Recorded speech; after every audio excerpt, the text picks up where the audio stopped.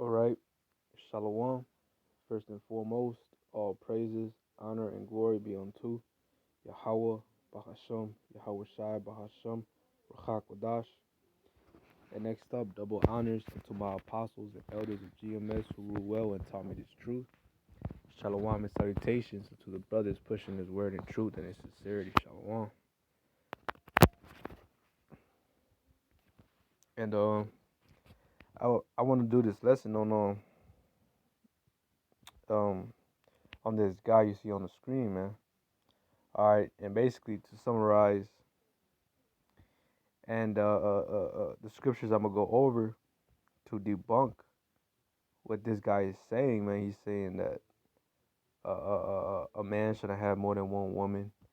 That God was trying to show us that it's not a good thing to have more than one woman, and et cetera, man. But hey, man, it's first off, let's start off with it's not breaking the law to have more than one woman because there is no law that says you cannot have more than one woman.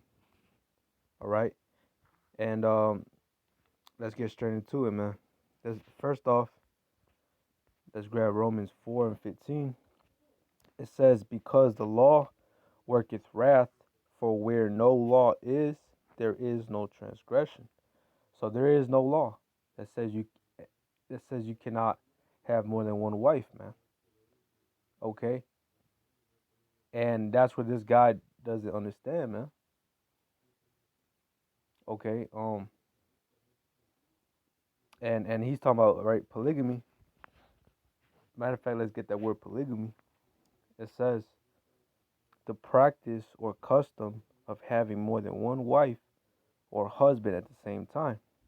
Now, this is not true at all because a man can have more than one wife, but a wife cannot have more than one husband, man. All right, and that's what this world fails to understand. All right, no, it's not. Oh, the fair share, man and woman can both equally have as much. No, man, it's only the man. It's only the man that could possess that, man. Possess that ability to have more than one wife. Hey, the Lord told us, man. Hey, this is Genesis chapter 1 and 28. And the Most High blessed them, and the Most High said unto them, be fruitful and multiply, and replenish the earth, and subdue it, and have dominion over the fish of the sea, and over the fowl of the air, and over every living thing that moveth upon the earth. So how are we supposed to be fruitful and multiply if we only have one woman, man? That's very limited, man, of how many babies you can have versus having a plethora of women, man. And you have more women than men in reality, man. All right, because men were supposed to have more than one wife. See, we live in a society where everything is effeminized.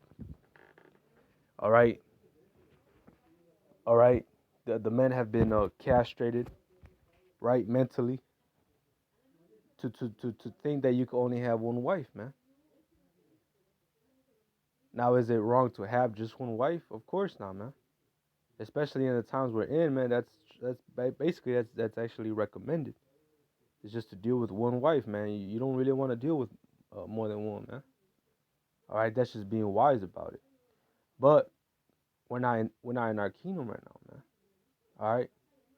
So when the kingdom to come, when everything is set back in order, man, hey man, you best believe there's gonna be thousands and millions. I'm gonna just say innumerable amount of women to just one man. To hey, you look at the men of the Lord that's gonna be joint heirs with Yahushua. Hey, best believe they're gonna have innumerable women and wives in the kingdom, man. Concubines, which a concubine is just a lesser of a wife in rank, okay? But that's what's coming, man, and there's nothing wrong with having more than just one woman. No, God wasn't trying to show us that it was a bad thing to have more than one wife. If it was a bad thing, the Lord would have just been straight up with it, man. He would have said, "No, don't have more than one wife. It is you can only have one wife, and that's the end all be all." No, man. All right, he would have just said that. Hey, but guess what? In the time to come, right? Not as of right now, while society is still functioning, but when all hell breaks loose, when Jacob's trouble hits, when everyone's running around with they pants down, all right, like if they got caught off guard with their pants down, the men of the Lord are gonna be stable in those days, man, and the Lord is gonna protect them and be with them, and this is what the Lord is gonna do, man. Isaiah 4:1. It says, and in that day, and in that day, 7 women shall take hold of one man. You go into 7, and it's a completion. So it could be however much women, man. It says, shall take hold of one man, saying, we will eat our own bread and wear our own apparel. Only let us be called by thy name to take away our reproach. It says, let us be called by thy name. And what that mean? Marriage, sex. And look what verse 2. Look what verse 2 says, man. If the Most High was so against it, watch what verse 2 says about concerning verse 1. It says, in that day shall the branch of Yahweh be beautiful and glorious, and the fruit of the earth shall be excellent and comely for them that are escaped of Israel. So why would it be a beautiful and glorious thing, man? Right? If the Lord was so against it, why would it be such a beautiful and glorious thing? See, because in these days, the men are going to be protected. His servants are going to be protected. And the women, women like to cling to power. So when all hell is breaking loose, they're going to cling to that man that has food, raiment, protection, right? No harm is coming upon them. They're stable. Hey, all the women are going to flock to that man, man. That's why, hey, and because the times to come is full of trouble, man. Let's end it off with Isaiah 32 and verse 2. It says, and a man shall be as a hiding place from the wind and a covert from the tempest, as rivers of water in a dry place, as the shadow of a great rock in a weary land. See, so a servant of the Lord, a man of the Lord is going to be a protection in these last days, man. All right, well, because right now, all these women believe in, all these women are feminists, right? All that shit's gonna go out the window when hell breaks loose, man. All the women are gonna realize that they're not on the level they thought they were, man. And they're gonna cling onto a masculine, non-simp person, which is gonna be a man of the Lord, man.